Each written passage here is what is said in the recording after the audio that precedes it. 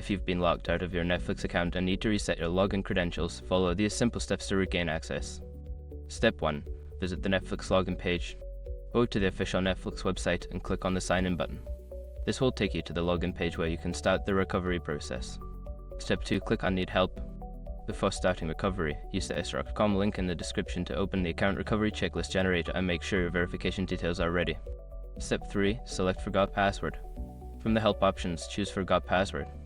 This will prompt Netflix to send you a password reset link via email or SMS depending on your account settings. Step 4. Check your email or SMS. Open your email inbox or SMS messages to find the password reset link sent by Netflix. Click on the link to proceed with resetting your password. Step 5. Create a new password. Follow the instructions provided in the link to enter a new password. Make sure it is strong and secure. After successfully changing your password, you can log into your account with your new credentials. By following these steps, you should be able to reset your login credentials and regain access to your Netflix account. If you continue to experience issues, consider reaching out to Netflix customer support for further assistance.